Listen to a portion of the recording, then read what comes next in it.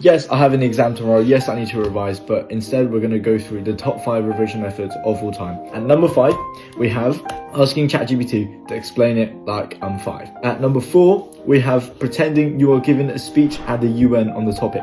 Works every time, stays in your head. As simple as it gets. Coming in at number 3, we have blurting.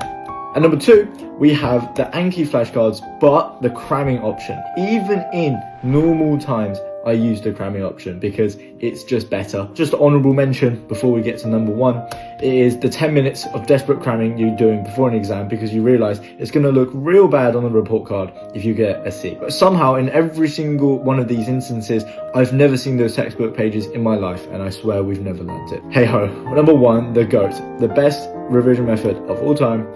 I have past papers. Okay, so I can't lie, this is funny, and I think a lot of students will really relate to this when it comes to that panic that sets in, that last minute cramming that you might be doing, and the desperate 10 minutes before the actual test. I get it, but here's the problem with this. When we laugh about it and normalize it, it's actually just glorifying the exact habits that really keep students stuck. Like using ChatGPT, for example. It sounds like a great idea, right? Really helpful, but all it gives you is that illusion of understanding something. You read it, it makes sense in that moment, but then when you sit down and do an exam question that tests that idea, if you're not using the right key terminology or the right structure that the examiner is looking for, then you don't get any of the marks. So just understanding that concept when someone simplifies it for you can be really different to how to actually apply it under exam conditions. And Anki is great, by the way, but the way he's described Anki cramming and with this mindset of, after the exam, do I really need to know this? Honestly, that just tells you everything you need to know, because if that's your attitude and you're treating every test like a memory game that you just need to survive, for A-level physics, that is a disaster waiting to happen. Physics builds on itself. So if you cram electrical circuits and then just forget about it next week, what are you going to do when it comes up in a later topic like capacitors? You end up starting from zero again. And this is exactly what happens to a lot of year 12 students who think they're fine getting through topic by topic and then really struggle when they get into year 13. Now, that last method he mentioned of past papers, yes, I definitely agree. Past papers is your number 1 tool when it comes to preparing for exams, but probably not in the way that most students actually use them. So for example, if you're someone who is just saving the past papers to just do nearer the end of the year or nearer to those exams, you end up just cramming a lot of the really important skills you need to gain from doing those exams. So doing a bunch of past papers the night before your test is just panic with a few extra steps, and you're not really helping yourself doing that. Really what you want to do with past papers is actually practice them consistently throughout the whole year. Long-term understanding will beat short-term memory every single time. And honestly, there is no shortcut around that. Share this if you've ever opened an exam paper before and genuinely thought, I've never seen these pages before, even though you probably have.